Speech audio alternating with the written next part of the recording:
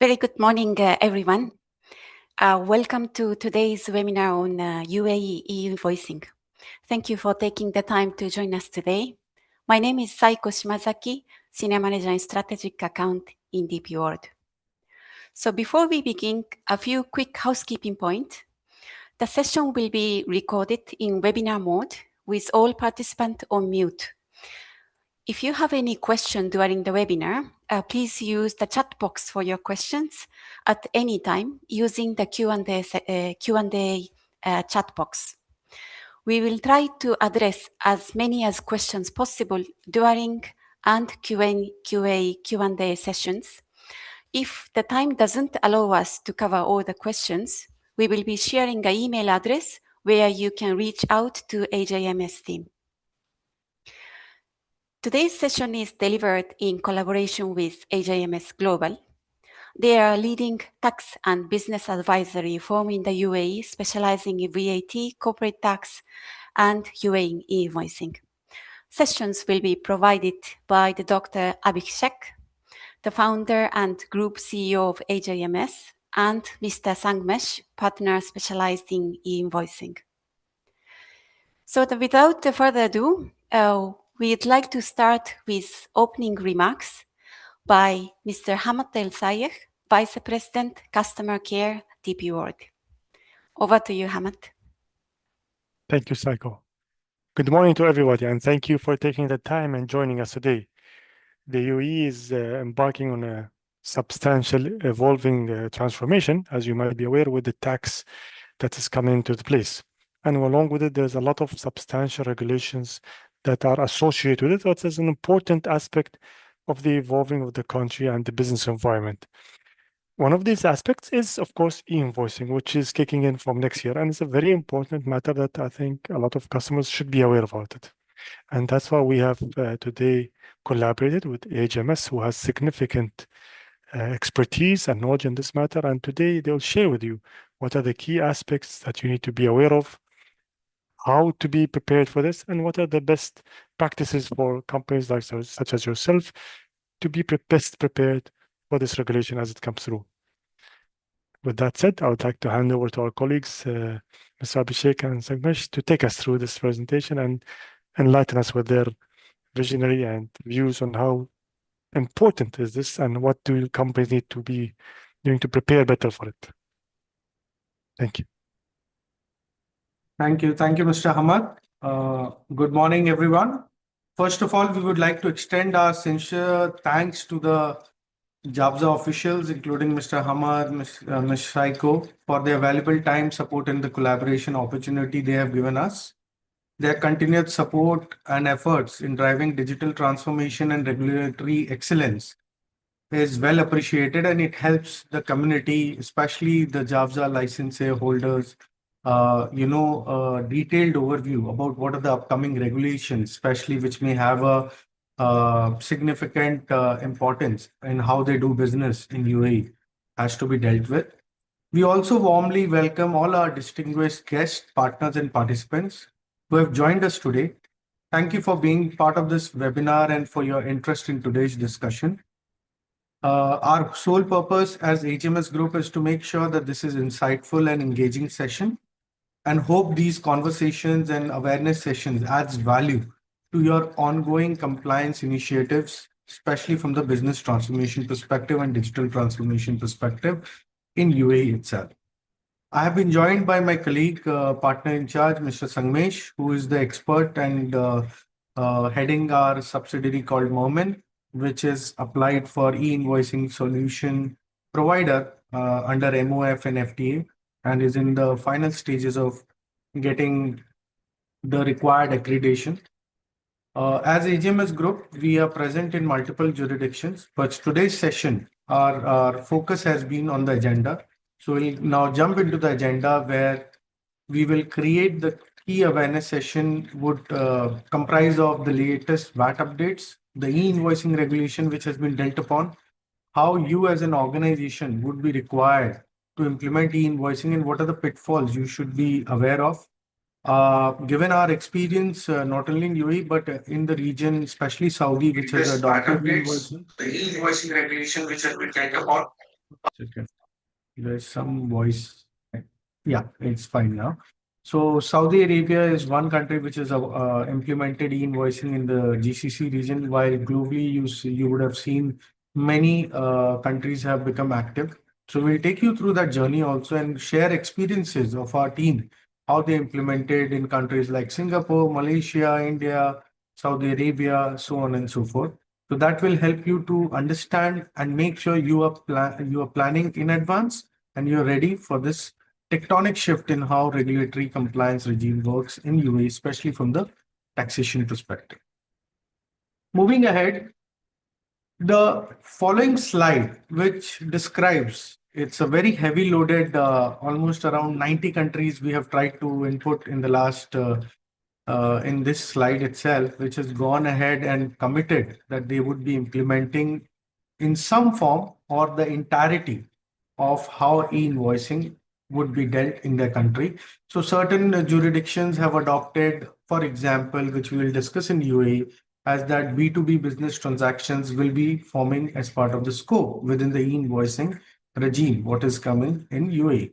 While certain jurisdictions have gone ahead and implemented different kind of PayPal model, which we will also discuss how that is being dealt. But the most important thing in this slide is that now globally, this is a big drive on e-invoicing roadmap where majority of the countries where we see here on this map put e-invoicing as one of the most significant steps towards bringing tax transparency to enhancing the way compliance is done by the entities and by the regulator itself, and the commitment at the country level that transparency is way forward in enhancing the business within the country. So this is how the jurisdiction has been. If you see here that majorly in July 26, we are seeing UE as putting the mandatory pilot for especially for 50 million and above turnover transactions. All these details will be followed up, and my colleague Sanmesh will go deep dive into that as and when we move ahead.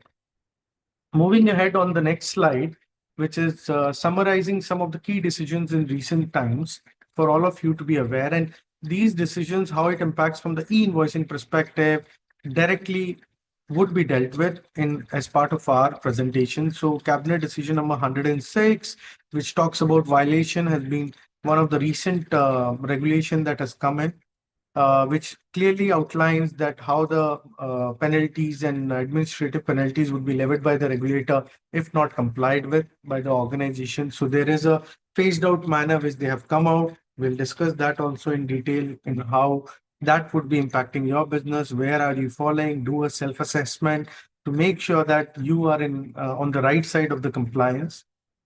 Ministerial decision number 244 in implementation of the electronic invoicing system. So what are the key ingredients, updates, especially on your Emara tax portal? If you go today, you will see one icon coming as e-invoicing ASP player, because that is something which would be required for you to integrate with the regulators and make sure that the five corner PayPal model, which is being envisaged to implement in UAE, is complied with, and your organization is one of them.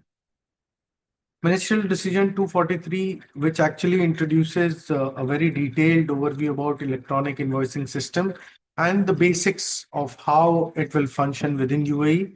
And last but not the least, something which has been focused on the accreditation procedure for service provider like us on how we can comply and make sure that electronic invoicing system should be complied with.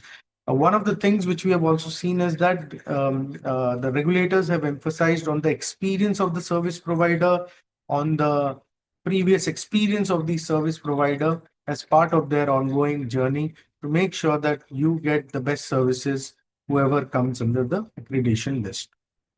Moving ahead, uh, in terms of e-invoicing timeline, I think majority of you would be aware of it, but we think that just to set the tone for the meeting, business revenues, especially from B2B perspective and overall turnover of your company, if the revenue is greater than 50 million, the ASP, which is the appointment of the service provider, the accredited service provider, should be on or before July 31st, 2026. And you must go ahead in invoicing, go live date would be Jan 1st, 2027. Similarly, for businesses less than 50 million, the deadline has been for go live is extended to July 1st, 2027. Same compliance requirement, the technical requirement, the onboarding requirement. But one of the most important things which you have to look at is, apart from the government entities, business to consumer, which businesses are only dealing in consumers, and majority of them in the mainland, if they have retail business and if they are not into B2B business, appointment of service provider as of date has not been made mandatory, but it is voluntary. And this date, whether it becomes go live mandatory or not, will be included or will be announced by ministry after some time. So which again has to be looked into. Given the nature of businesses in Georgia, we think that you may fall under the first two bracket. And compliance is now not a choice, but a must in terms of e-invoicing, and planning ahead would be one of the right way to move ahead, given that majority of the businesses will fall under business to business category.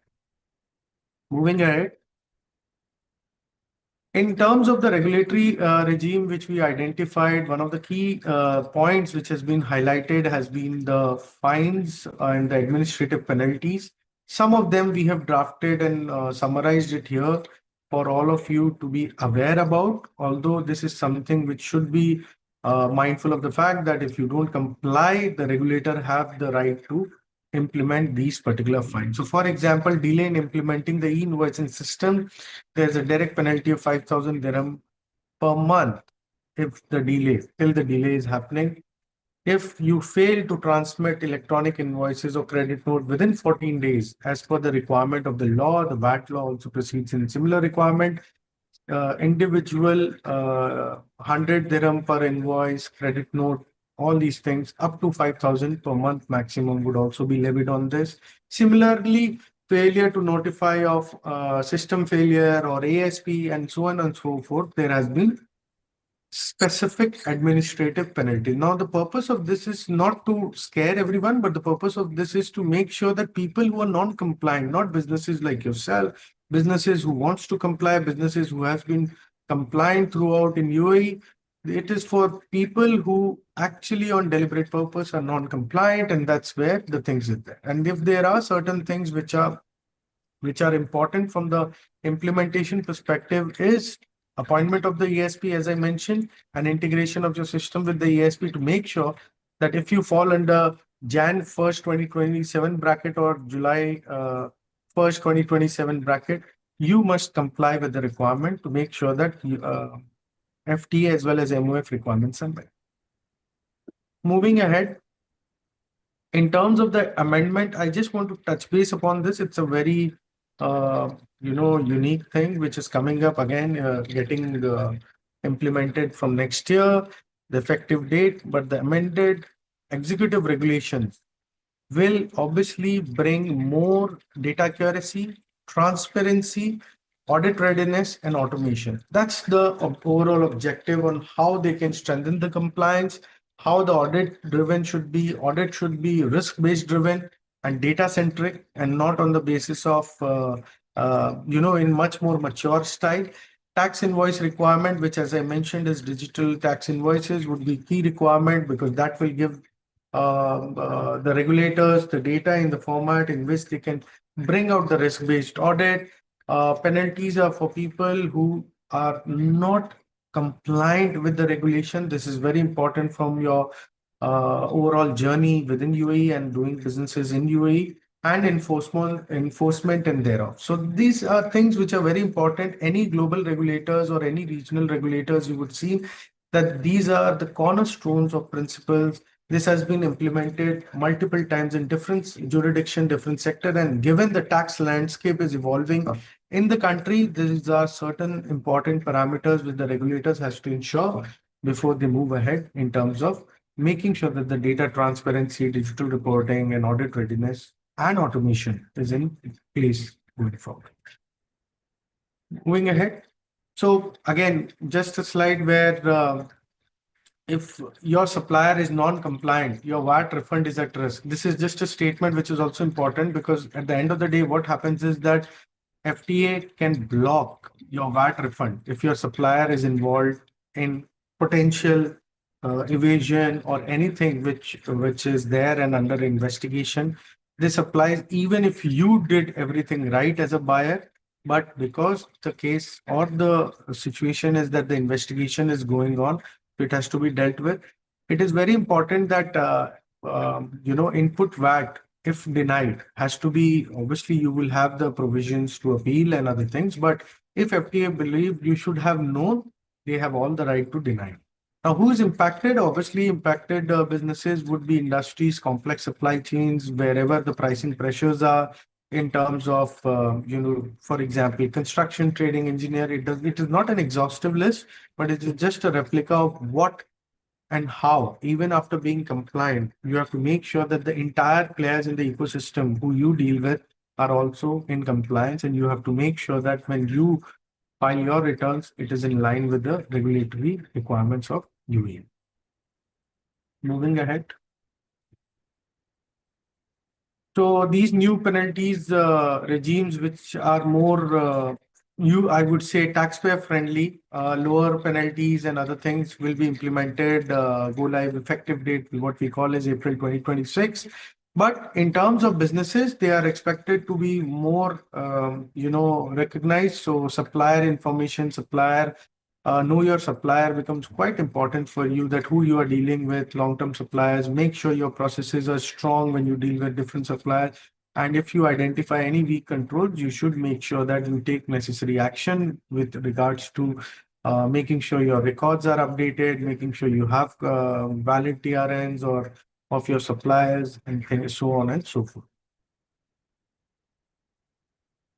Now, in terms of this slide gives you very clear that compliance effect and need for e-invoicing comes directly from the regulators' push for data transparency, data-driven strategic initiative, risk-based audit, and making sure that compliance efforts are high, and it is not possible if automation is not there. Hence, these are critical and important points which has to be dealt with when you look at e-invoicing regulation globally. So now, from the start, you would have seen that we had touched based upon what are the key regulation impacting you as a business from e-invoicing perspective, what are the recent updates from e-invoicing and VAT perspective, because they go hand in hand, invoicing and all.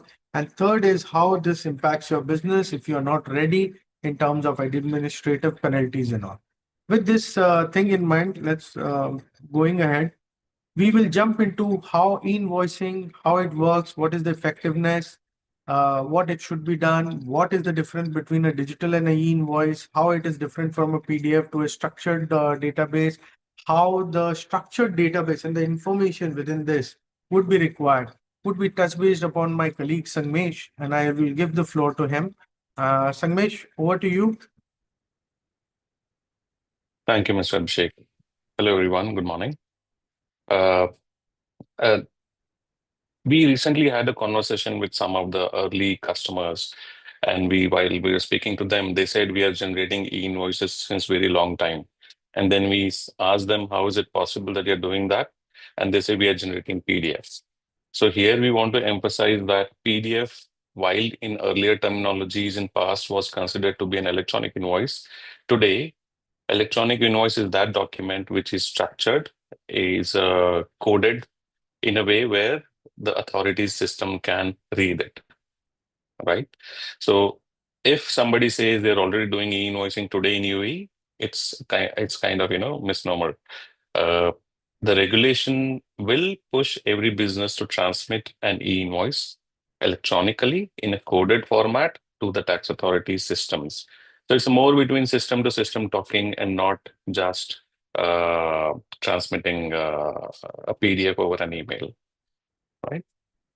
This is a critical shift because it all depends on your business also, that whether your business is ready enough in terms of this transmission, whether your ERP, whether your system, or whether your accounting solution is capable enough for this transmission. We also know that over time, people have been, there are some businesses which might be using a non-standard system for generation of invoices. That also will have to be, in a way, comply for proper transmission and integration with tax authority, right?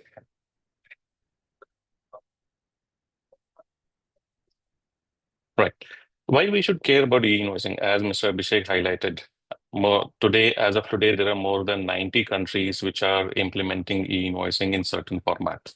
It might be PEPAL, non-PEPAL, direct integration, three-corner model, whatever is the mode, but there are 90 plus countries which are actually sitting in between the trade transactions happening between businesses.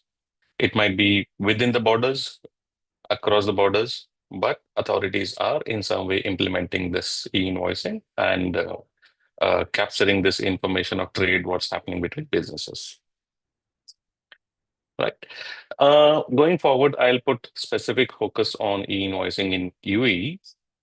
The context here is how UAE is actually digitally transforming their business processes, how they want businesses to advance, and these aspects. Right. What is the e-invoicing mandate in UAE? So it is mandatory for an e-invoice to be created electronically, exchanged, and archived for long-term audit reasons and tracking purposes. It's a structured format, and this structured format is decided by the tax authority. This is where players, accredited service providers will come in picture, making sure that the businesses generate proper structured electronic invoices. Okay, what does it help in? It helps in real-time reporting.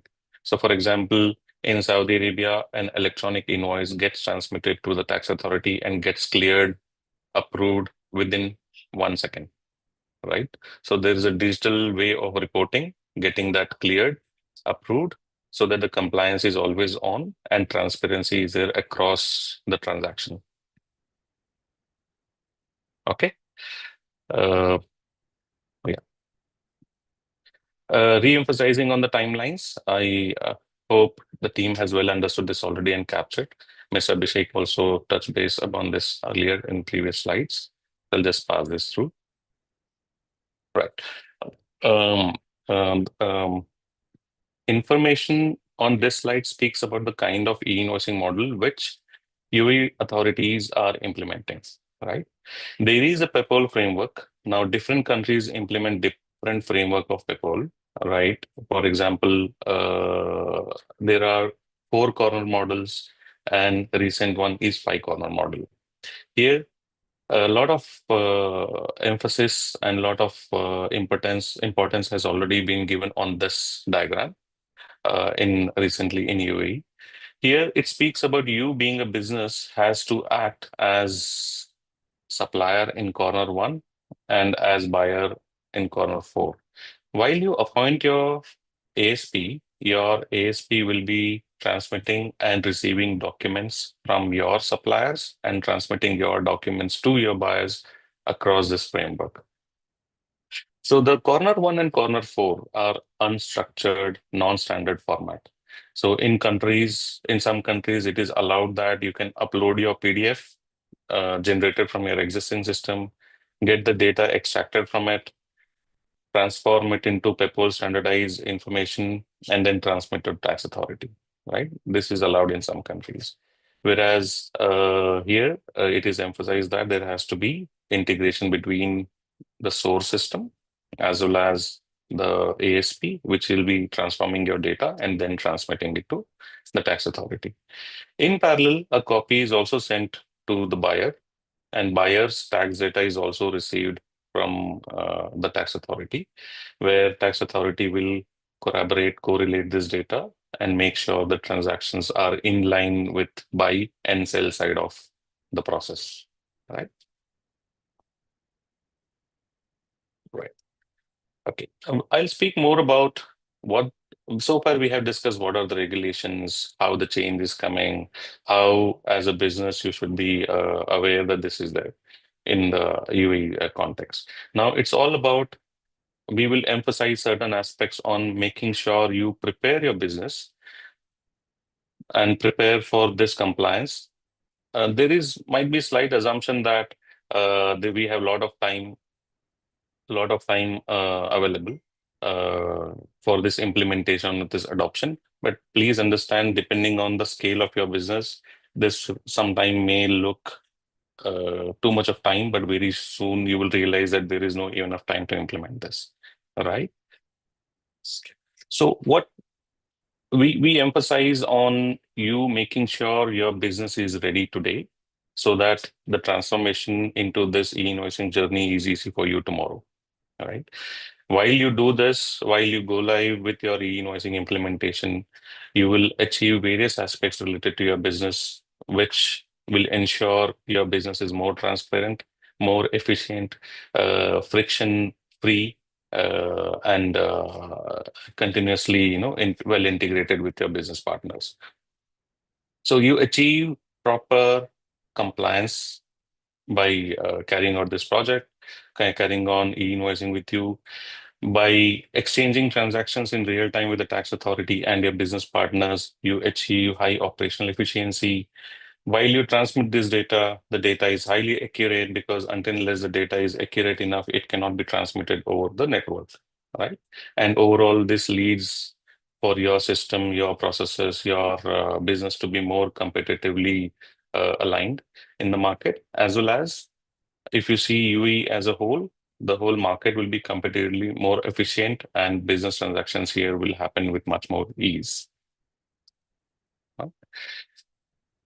This is a certain structure on how do you carry out implementation. Depending on your organization size, you might be a business which is huge in revenues, but less in invoice numbers, count of invoices. Whereas you might be also a business which is huge in revenue as well as huge in number of transactions. So depending on that, you have to really evaluate that how you will approach your e-invoicing implementation project. Right. So as of today, no one stops you from doing that gap analysis of understanding where do you stand, what are the processes you might need to change, what are the new processes you might need to adopt. So while you're doing this gap analysis, you have to make sure that you understand what is the regulation bringing in as a change into your processes. This is where you can have certain advisory and build your compliance roadmap in which your internal processes as well as your systems are ready enough to integrate with the e-invoicing requirement, right? Once all of this is established, you select your provider, you integrate with the ASP and start your process of testing your integration, testing your data quality, testing your transmission to document to the business on the other side, right? Once all is done, it is not that the project is done, gone live, and you can relax. No, there will be continuous updates from the authority side. The regulation will evolve. There might be changes which will come very soon in terms of maybe the new data field requirement of additional parameter, modification of parameter, some changes might come. And based on our experience from other countries, we see that while the e-invoicing adoption has matured in other countries, there are still certain regulatory changes which come based on how the business scenario, overall context of business changes across the country or globally.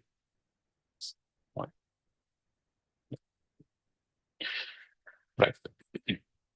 So while you're preparing for your business to be e-invoicing compliant, you have to make sure that you're ready on three fronts: your data, your people, and your processes. What does this mean in overall context? You have to make sure that while the tax authority system expects the data to be in certain format, whether your ERP or whether your source or whether your accounting system has already standardized this data to align with the tax authority's requirement or not. For example, unit of measures. Unit of measures, what is used as standard is ISO unit of measures. So if you might be generating invoice in some other way where unit of measures are just coded by hand, by typing in, no, that might have to go away. You will have to standardize those, right? You will also have to capture enough information from your trade partners, by be it your buyers or your other businesses, where you have to capture proper address identifications and TRN numbers for these businesses and record them. Now we will discuss further on the mandatory requirement of what are the fields listed by tax authority. We will emphasize there again on the next slide. Secondly, it's also about the processes which you have existing in your system. Example I'll give you, editing of e-invoices will not be permitted going forward. So the only way you can modify an invoice, e-invoice, is by creating a credit note, right? So if your solution allows edit button on already generated invoice, you have to make sure that you don't use it. And you have to implement this process either through system control or some other process control, in which you have to make sure that the accountant or the team member who is creating invoices only creates a credit note for the invoice which is already reported to tax authority, right? While we are implementing this process, just now we also highlighted, dependency and how it depends on people to understand the process and implement it.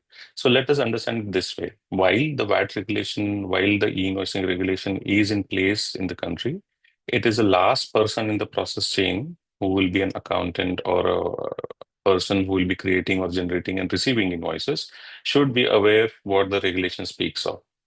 So this is where you have to make sure as an entity, as a company, that your team is well aware of the regulation. What are the validations they have to check while creating? What are the data input parameters they have to verify before generating or before approving an invoice received from the buyer side, right? Yeah, this is the slide I was talking about. This slide is directly taken from the tax authority's page. This speaks about the VAT regulation, which had 35 fields mandatory.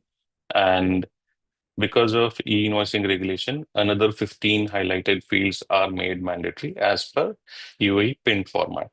So while UAE is implementing PEPOL, so PINT is that framework which is covering this mandatory and optional data requirement parameters. And this PINT is finalized by the tax authority and PEPOL in collaboration, right? So I'll take one example now. There is in the first column, the fifth item, invoice transaction type code. So this value is highly specific to the transmission of an invoice to the tax authority system based on certain parameters. Now, as of today, in UAE, there will be hardly any software which will be ready with this parameter, right? Because this is more a process-driven input than actually system-side input. So it might be necessary that you will have to either modify your existing system to incorporate these values or build a logic around it that how this value is identified. So we can, in more detail, discuss when you want to get into that side of process and value discussion. All right. Right. These are the document types and VAT categories allowed from UAE e-invoicing PIN format specific, right? So if you see here, invoices and credit notes are only allowed as transaction documents, right? So it can be a normal invoice and a normal credit note, as well as a self-billed invoice and a self-billed credit note. Apart from these four transactions, there is no other way which will lead into generation of an electronic invoice. So electronic invoice, I refer here both as electronic invoice and electronic credit note, right? So if you are creating a debit note in your process currently, how will that be mapped to the allowed document types? These are the kind of questions you will answer while you're evaluating your process. The categories allowed in terms of e-invoice transmission is listed on the right side. 6 categories, depending on in which scenario they are applicable. Sorry, in which scenario they are applicable. You have to really emphasize the system which generates invoice captures these values. Right. Yeah, we will discuss certain challenges which a business might face while implementing e-invoicing in their organization, right? So here the complexity arises from various aspects of the business, right? So on one side you have your IT team, other side you have finance team, other side you have your accounts payable or accounts receivable team, and then you have your cybersecurity team, right? So building an e-invoicing structure in your organization and executing that project involves cross-functional teams which have to collaborate together to deliver a successful e-invoicing project. This involves IT, operations, sales, finance, VAT, and your cybersecurity GRC teams, right? They all have to collaborate to make sure that the data, the process, the people, the knowledge, the security, all is incorporated and inbuilt while you're implementing your e-invoicing project, right? These implementations are unique. It might be also these challenges are unique. It might be also possible that you're an organization which uses multiple ERPs, right? And multiple companies within the group or multiple verticals, each of them having different uh, process, different ERP, different accounting solution. How do you make sure that all of them are properly aligned with the e-invoicing requirement? Now you have industry specific requirement also be there. For example, invoicing process in hospitality versus e-invoicing process in insurance might be different. So how do you align with the standard framework, standard data input parameters of UE invoicing? That has to be explored, right? And based on my market feedback, once the pilot phase is on and businesses are implementing e-invoicing, based on market feedback, for sure there will be certain addition and omissions, and you have to align your finance team, your IT team, and the teams involved to make sure that this change is quickly implemented so that your invoice generation process doesn't get impacted, right? Additionally, if you're a business which generate huge volume of invoices, how do you make sure that you're reconciling data, reconciling invoice generation versus VAT liability, reconcile invoice created versus e-invoice generated data at scale? So you need a system and a level of automation to achieve this, right? You cannot engage people for a work which is high in volume and has huge dependency on compliance, right? That's where we say you have to actually make sure that you have scalable systems which are customizable quickly based on changes in regulation and ensure that you are always secure in terms of data generation and integration while your business process continues and you remain compliant. All right. We also speak about while e-invoicing project is being implemented and even after implementation, if there is lack of coordination, lack of collaboration between different stakeholders, these are the questions which might crop up over time, right? So if the team is not aware what should happen for an invoice which is generated and transmitted to the tax authority, how to cancel it, right? It should be clear to them that it is only through a credit note. They simply cannot go and generate new invoice by deleting an old invoice. That is completely no. On the other side, e-invoicing in UAE brings a new parameter in picture, which is PEPOL ID.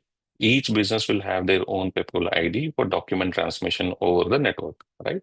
What if you identify a single business has multiple PEPOL ID? Or what if your business generates multiple PEPOL ID? So all those process controls and confusion should be handled in a way where they do not disturb your process, right? On the other side, uh, because of the timelines, it might also happen that while you prepare for this project and implementation in the later part of the year, assuming, okay, we have a lot of time, you might be falling into a trap of doing incomplete and improper testing. So that is necessary to make sure that your business has capability of generating accurate data without generation of lot many errors while the invoice is being reported to tax authority. You need validation at your system level, validation at your ASP level, where you are notified properly that each document generated has certain mandatory, incomplete, optional, or erroneous data properly reported to you while you as a business generate, right? We also have certain experience from other regions where accountant, when the invoice was rejected, because people were not so much aware of how the regulation is understood and interpreted. When an invoice gets rejected, the accountant got afraid that he has done certain, offense. we know those scenarios where they feel every invoice rejected is a violation. Every invoice rejected is not a violation. We had to convince them saying that is just a system data which is not available in this, and there is a way to get that corrected and passed through. Right. PayPal 5 corner model ensures that there is invoice delivered to the buyer side, and the question of supplier calling up a buyer and asking, have you received the invoice? This question will actually be irrelevant in very uh, near future. And the relevant question would be has the invoice been processed? Because you're sure that is already received. So there might be some process and change in the way you communicate with your buyers also, right? In some countries, in e-invoicing implementation, it is mandatory that PDF along with the transmitted approved XML should be received for proper processing of invoice payments, right? It will pan out here also. And to some extent, this is controlled by PayPal 5 corner model. So this makes sure that the receiver of the invoice gets PDF along with the approved XML from the tax authority. So these are different kinds of scenarios which you might face or your business unit might face while they're implementing e-invoicing, or post implementation, they will have these questions. Right. Right. So we are highlighting certain key points in terms of how do you implement e-invoicing, while we had said so far the context of how you should approach it, right? So yeah, we emphasize this over the discussion that ignoring the business impact of this project, e-invoicing is here to stay, right? We were also we also have witnessed in some countries where businesses expected that tax authorities will postpone the date, they'll delay the implementation. But please understand, preparing today is necessary because the e-invoicing is here to stay, and it will create huge business impact in terms of your AR and AP process. So you have to treat this as an important project, and it is not just an IT project. You can't simply hand it over to your IT department and say, go and do it. It is not like, plug and play system. You have to make sure your processes are aligned in terms of proper data generation, which can be properly evaluated and approved by the tax authority, right? And they driven from the VAT law, you have obligation to store electronic invoices for 5 years for audit reasons. So in this case, it's more of a leadership objective than an IT objective, right? So it has to be fulfilled from the leadership level. Secondly, while you're preparing for your e-invoicing implementation, we have seen businesses which undermine the data quality, right? They have their business processes set for a very long time running on the data what they have created. But over time, this data becomes so much inefficient and non-compatible that it leads to e-invoice rejection once it is integrated and transmitted. So before you even start integrating with an e-invoicing provider or integrating with a tax authority system, you have to make sure their data is properly aligned, properly structured. We are aware of a business where they were using only one material code, changing the material text frequently just to reduce the number of master data records, but using that repeatedly over and over again just to transmit e-invoices. But then again, when they try to track information on this single material number, it becomes dependent on the text of the product, right? So this caused a lot of confusion for them in terms of reporting after e-invoicing was implemented. So proper traceability was not there. Okay. Then you have to prioritize cleaner master data. When we say cleaner master data, it is not only on the product master or service master, it also includes your customer master. So while e-invoicing is coming to you by next year, you should start collecting your proper customer master data from today itself, so that you are well aligned when you start transmitting electronic invoices, that information necessary for proper transformation is available. Proper transmission is properly available, right? Then it's not only on the implementation side, it's also change management side. right? So while you implement the process, while you implement the product, while you transmit the information, there is always an aspect of change management, which the leadership has to ensure that all functions within the organization are well aligned to generate enough proper compliant information so that invoices can be properly reported, right? If your team is not well aware, not well prepared, not well educated on the recent regulations and expectation from those regulations, your change management will be weak. System adoption will be weak. The data generation will be inaccurate, and you will fall into a kind of integration in which data you want to generate, transmit, but the data is not going through the system, and your invoice generation and revenue collection process is impacted because of this. So this has to be properly understood that change is important, and change management within the organization. And as the country moves ahead with this change, there will be further more changes which your businesses, your internal and external stakeholders have to align with, right? Yeah, I hope that makes it clear. So just a time check. We are 10 minutes remaining for this meeting, this webinar. So yeah, just to emphasize, we are providing e-invoicing solution in UAE under AJMS group. We are a part of AJMS entity now, and I represent e-invoicing function under the brand name Marmin. Right. So we will just highlight here, uh, just summarize here that e-invoicing is mandatory in UAE, and it is necessary for every business to comply based on their timeline of compliance. Make sure you start early and align your internal and external stakeholders and processes properly, and you choose an integration approach that will fit your business requirement, business volume, and technical capability available within your organization. With these three summary steps, we are open to questions. In parallel, we also have a showcase here, a QR code where you can submit your queries in case you want them to be answered over an email. So Ms. Saiko and team, we are open for questions.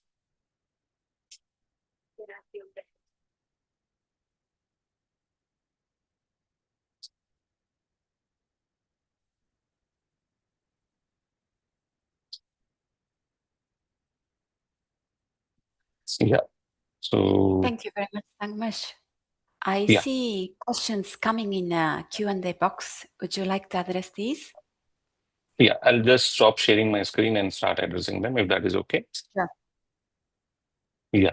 And in parallel, we have showcased here the email ID. If somebody wants to capture this, I'll just keep it open for a moment. Yeah, keep it. Let's go question by question, Sanmesh. Yeah. Just 1 second. My screen is engaged, so that's the reason. Give me a second. Okay. Let me do, and I will start from the first question. And Sanmesh, the question is, one of the members have asked. Sorry. One of the members have asked that whether the upcoming e-invoicing regime will also be applicable to transaction conducted within or involving designated zones. Yes, Sanmesh, over to you. Yes. Yes, it will be. There is a final print available in law, in VAT amendment regulation. If you see, it clearly highlights how the applicability of designated zone will be there. But as of today, yes. Perfect. So some of the people names are coming as Javza members, so we are not able to take the name. So excuse us for that. But what if another question is there? What if our customer needs invoice in their own format with a lot of additional information in case of invoicing in construction or contracting industry? So would the Okay. e-invoicing, yes, go ahead. Yeah. So I will not speak about the industry here. I'll speak more on the customization of invoice templates and PDFs. So please understand, invoice templates and PDFs can continue as they are currently, or you were using them before. but you have to make sure that the invoice PDF and the invoice transmitted to the tax authority align in terms of data. For example, you can't have a mismatch between the PDF and the related electronic invoice. So that should be there. You can also transmit PDF over the PayPal network. That capability is inbuilt.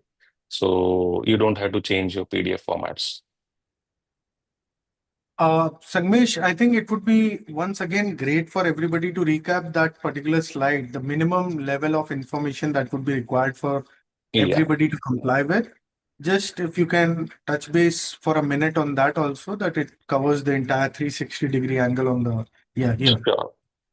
So if we spoke about this, so VAT mandate, which came earlier, mandated 35 fields.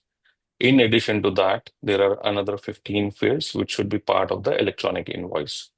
Now, when you read the regulation and read the data dictionary with more proper focus, you will understand that some of this has to be printed on the PDF, some of this is optional to be printed on PDF, some of this can be avoided to be printed on the PDF, but these should be part of the XML. So in that sense, while you're evaluating the PDF format, mandatory data requirement, what should be displayed on the PDF, based on your industry, based on your business area, you can decide what should be there. Makes I sense. hope that answers. Perfect, perfect. Let me go to the next question. It's a very interesting question, and I must say, it has been asked by one of the participants called Malvika. If my company is VAT registered, but not above the 50 million threshold for implementation, but the customers who their company is serving is above 50 million, will they be allowed to issue manual tax invoices to the customer during that 6 months period between Jan 1st to July 1st? Yes, Sangesh. Yeah. So if you see the timelines here, I have highlighted again on the screen. As a business, 50 million above and 50 million below 50 million dirham businesses, they have only 6 months. So this question can be, the answer to this question would be yes, there might be some way available, but that is only for a period of 6 months, because after 6 months, all businesses will be available on the network and you will have to receive the invoices digitally and send the invoices digitally. So the question, even if I say yes, is only relevant for 6 months during that transition period while full adoption is in place, right? So one of the members have asked, is AGMS an approved ASP provider by FTA? Yes, Sangesh. Yeah, you will see the Marmin brand being approved by FT. We are in the process, so we are on the way. There is a question by Vibha asking that if all the customers are B2C companies and they're not mandated to adopt e-invoicing, how do we e-invoice them? If their customers is what I understand, are B2C companies. Okay, the question is slightly not clear. So when you say if all my customers are B2C companies, I do not get that. How can a company be So a suppose B2C they are company? supplying it to small shops, grocery shops whose customers are retail customers.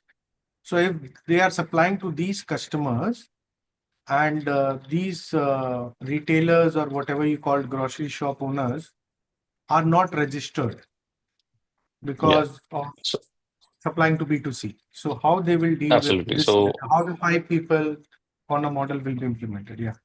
okay, so if the transaction is between two businesses, that will happen over PayPal based on the threshold, right? If you're a business which is dealing with only B2C customers, where it is retail invoices, you don't have to go through the complete process of PayPal for now. At a later point of time, B2C is kept, as of now, it's kept optional. At a later point of time, it might get mandatory, but we are not saying anything on that. B2C retail invoices are out of scope. Now, you spoke about the threshold of businesses which are below VAT compliance. Please understand that to some extent, they might also fall into e-invoicing requirement, because if not for TRN number, the capability is there in the system to receive invoices on TIN number. So Okay. let me take one more additional point on this. This is a very important question because if my customer is not there and at the end of the day I am not able to implement the five corner PayPal model, what are the key steps I need to ensure that I am compliant with it? So certain provisions as per the VAT law is very important that the invoice should be transmitted to your customer, right? Because that is important. Credit note should be transmitted. So all those processes, if anybody who's not integrated through the ASP with the FTA and is not part of the five corner PayPal model, then you as a businesses should ensure that you comply with the five corner model and you make sure that the invoicing is done in the format like our colleague mentioned, Sangesh mentioned, whether the PDF or the invoicing format should be the same and should be distributed to these customers of yours. So let's say they are not required to follow invoicing. So their system or their FT portal or Imara tax portal will not record their output VAT directly because they are not integrated, but input VAT may be directly integrated because you are issuing an invoice with a registered VAT participant who does not fall under the e-invoicing regime. So this is something which is slightly complicated, but again, very simplified when you look at from the perspective what you as an organization have to do. So you as an organization have to adopt this, implement it. If the fifth player, which we generally call the buyer, is not part of the scheme, you have to make sure that your process of the invoice going to the buyer or the credit note going to the buyer is in place to ensure documented audit trails are in place. Right. I think there is very interesting question, Sangmesh. This is coming from Ishani Kaur. What happens if a business has multiple PayPal IDs? Is it concerning? So I think it is good time to Yes, it address this is. point Yeah, it that is concerning. yeah. Yes, absolutely. This is concerning. You can have multiple PayPal IDs provided those can individually identify a particular business uniquely, right? So if you're using multiple PayPal IDs for a single business, that can be concerning, right? Because as the process is being built around how you will onboard an ASP, there is a verification step where your TIN number will be verified and then only PayPal ID will be generated. So I believe there is certain context where Ishani, you might be saying that you have multiple PayPal IDs for different businesses under your group, right? It is possible that you're speaking on businesses which are not within UAE so far. Okay. So for UAE, all PayPal IDs will be specifically generated for UAE businesses and properly maintained, linking them with your TIN number. So that will be visible separately as a separate entity. I hope that answers. Perfect. Let's move ahead to the next question. There is a member who has mentioned that they are re-export company and their clients are not in the country or are not in UAE, but are actually outside UAE and how they can e-invoice them and how they will manage the entire process for them. For customers or companies who are not based out of UAE. Yeah. So UAE regulation applies for businesses within UAE, right? So what will happen if you create a transaction for export and you're adding a business which is not within UAE? So they are kept outside the loop of UAE five corner PayPal model. So what you will do is generate invoice, add your identifiers, add export customers identifiers and transmit. The only thing which will not happen is receiving on the buyer's end over UAE's PayPal network. So that will not happen. Apart from that, everything will be in place. Your sale document will be properly reported to tax authority from the C2 corner, your ASP. I hope that answers. I think I'll bring 3-4 questions together because it's merging, and I think Sangmesh, you can go back to that five corner PayPal model also. What is the role of an ASP in the entire process? Whether they need to integrate with existing ERPs, whether every company has to appoint an ASP, and whether some of the customers, again, this is a repeat question, I'm just integrating. Yes, if there is mandatory, is it mandatory to integrate their ERP with ESP, or manual workaround is also possible? I think these four can be answered at one go, Sanmesh. Absolutely. Yes. So if you see the five quadrant model, what will happen in case of the export scenario?